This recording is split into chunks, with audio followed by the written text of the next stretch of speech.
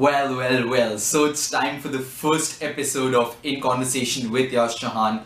For the first episode, we have with us Mr. Animesh Bhatt, a very enthusiastic and a very keen member of the media industry, and he knows about the basics of the media industry, which include mass media and journalism.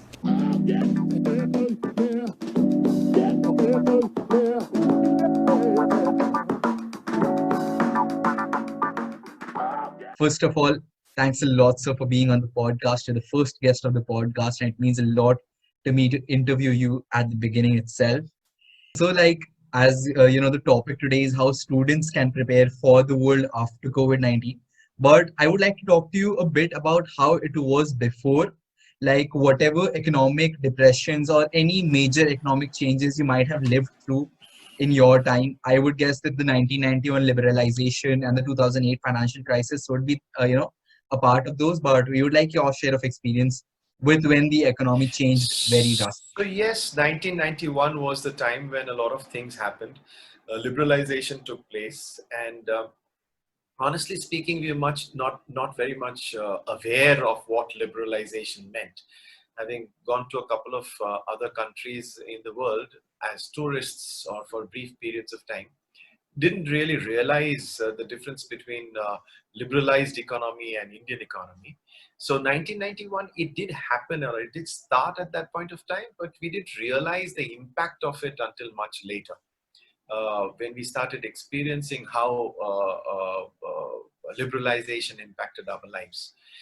2008, yes, 2008 was a bad time. There were so many people who were losing jobs, and I remember that in my team, people were asked to leave in the Times of India, and it was a horrible experience, and it hurt a lot, and people were going through a very very bad time. But then when you go through it, you realize that in life there is always an up and a down and an up and down. And only if you have a down, you get a good up. And only if you have a further down, you have another good up.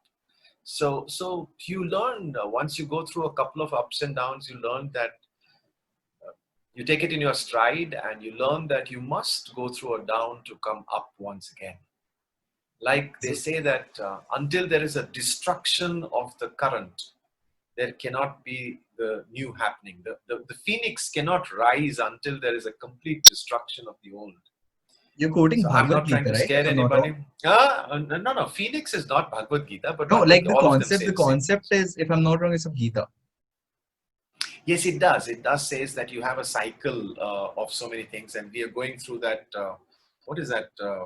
Kal Kali. Yug. We're going through Yeah. the Kal Yug. Okay, and in the Kal Yug, you will go through destruction, and once that destruction is complete, will arise the new and the beautiful and the fresh again.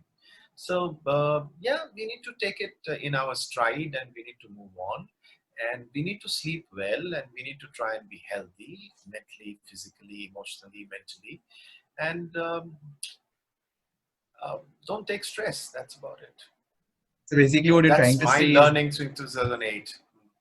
okay, so what you're saying is that so it's kind of a wave, and it's all about riding the wave up onwards, like as it goes high once again.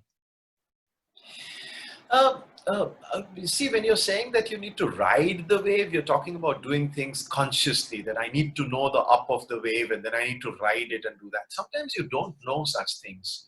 So I have, with this white hair and the number of years that I've lived, come to the conclusion that the best way to live and the best way to do well in life is to do the best that you're doing at this point of time. If you're doing the best that you can do at this point of time, then you will continue to do better. That's number one. Number two, just focus on being better than yesterday. That's about it. I mean, I mean, I'm not saying don't have long-term goals. Do have goals, do have objectives. But once you've set those objectives, just focus on trying to be better than yesterday. Sometimes one focuses on the long-term goals so much that they forget to enjoy what is happening immediately right now. And sometimes people focus so much on the current right now enjoyment that they forget to focus on the long term. It's all You about a need to remember balance. one thing. Yeah, you need to remember one thing. that if you are traveling, driving a car in the night, and if you're going from, say, Ahmedabad to Bombay, you don't need your lights such that it can reach right up to Bombay.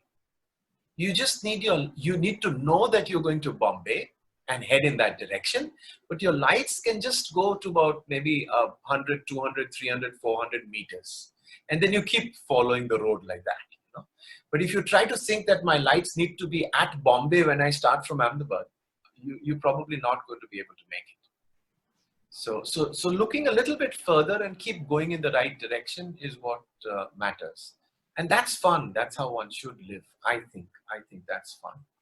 We get too bogged down by too much of looking into the future, or too bogged down by too much looking at the current right now. And that screws up people's lives. That So makes have perfect fun, sense, sir. enjoy what you're doing. Have fun, enjoy what you're doing. Live in the now, because that's the only place where you can live. You can't live in the past. You can't live in the future. You have to live in the present. That's the only place to live. So enjoy yourself. Very, very important to enjoy. One life you have. You must enjoy yourself. You must enjoy everything that you're doing. You must laugh. You must respect others. You must be very, very grateful for the life you have, the food on your table, everything. I guess I'm getting old. Yeah. Tell me. Definitely, sir.